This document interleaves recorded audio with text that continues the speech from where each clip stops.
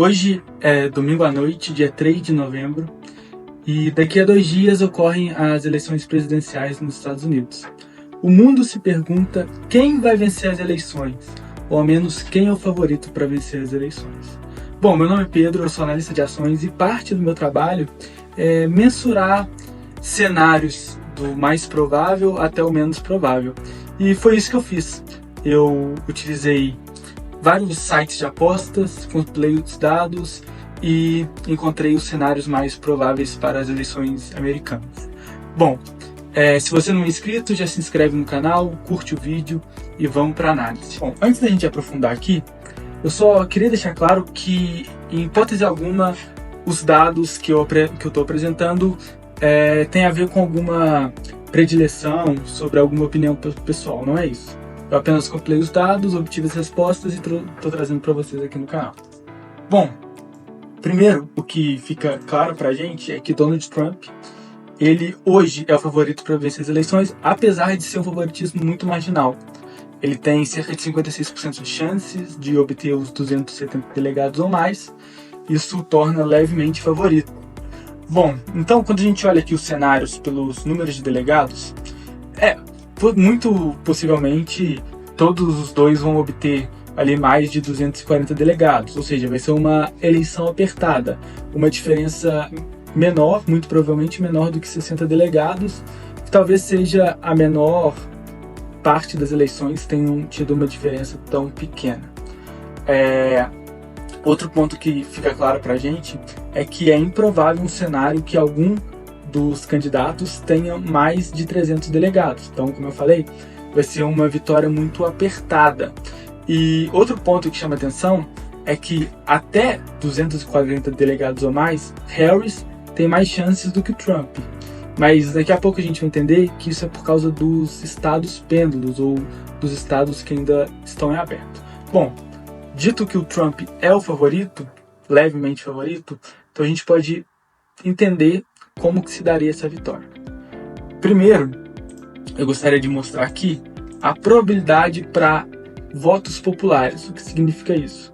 Diferente do Brasil, nos Estados Unidos a eleição não é por maioria de votos populares, mas sim por maioria de delegados, como eu acredito que todos vocês já sabem.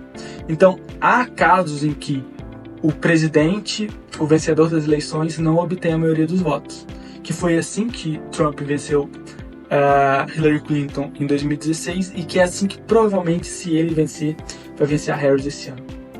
Bom, o que a gente vê é que a chance do Trump vencer a Harris em número de votos é apenas de 24%.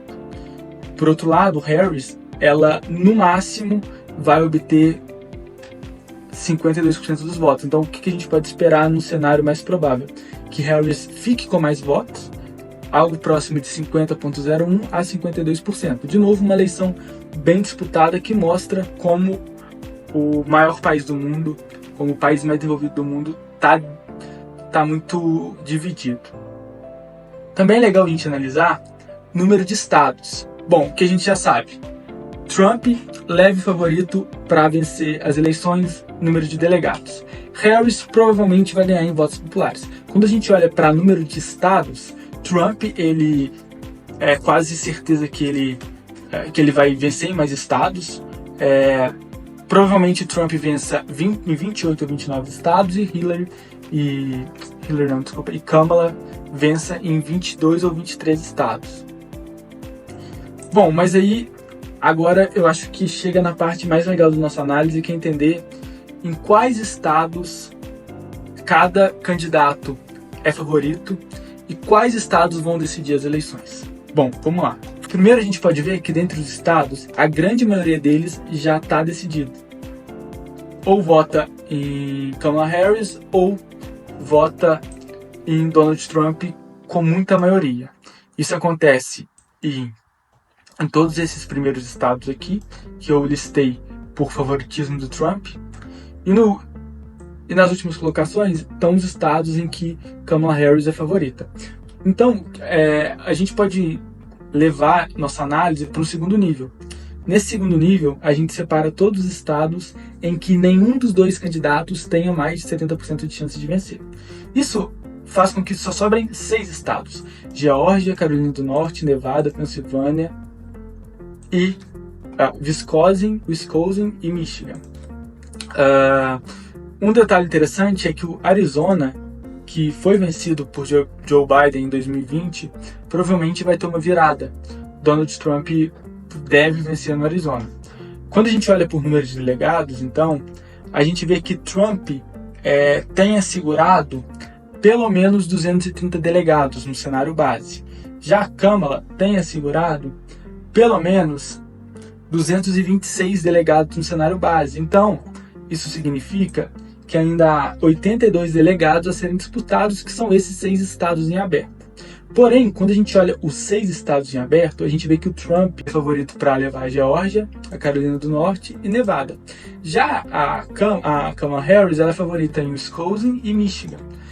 E a Pensilvânia, que é o estado mais importante para os dois candidatos, está empatado tecnicamente, com cada candidato tendo 50% de chance de vitória. São esses 6 estados, então, como eu disse, que vão decidir a eleição.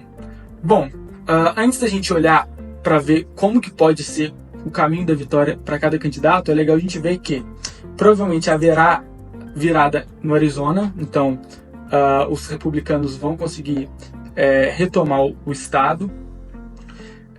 Provavelmente haverá uma vitória, uma virada na Geórgia, também com os republicanos conseguindo retomar o estado, em Nevada e talvez na Pensilvânia. Já para os democratas conseguirem recuperar algum estado que em 2020 votou a favor de Donald Trump, na melhor das hipóteses só existiria um estado para isso, que é a Carolina do Norte, que hoje o Trump ele tem favoritismo forte, com 66% de chances de vitória. Bom, dito isso, acho que a gente já pode passar para os caminhos da vitória de cada candidato. Vamos focar nessa primeira tabela aqui, como ela funciona. Foram simulados 10 mil cenários, e nesses 10 mil cenários eu vi, bom, Trump vencendo. Para o Trump vencer, em quantos cenários ele precisa vencer no Texas, por exemplo? Então, em 99% dos cenários que o Trump vence, ele vence no Texas. Sem Texas, a chance do Trump vencer é muito baixa. Só que aí aqui eu listo qual que é o percentual dos cenários que ele vence no estado e vence na eleição, e qual a probabilidade dele vencer naquele estado. Então a gente vê que os estados mais importantes para o Trump, ele é de fato o grande favorito, inclusive na Flórida, onde ele tem quase 90% de chance de vencer.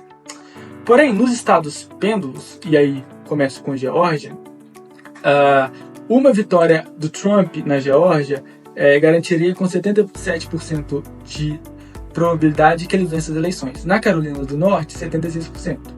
Na Pensilvânia, 68%, Nevada, 63%, Wisconsin, 50% e Michigan, 45%. É legal a gente notar que nos estados pêndulos, onde Trump tem menor probabilidade de vencer, Wisconsin e Michigan, os estados pêndulos que ele menos necessita da vitória. Mas, ainda assim, pela probabilidade do que ele necessita no estado e a probabilidade dele vencer, a gente vê que, de fato, a eleição está em aberto.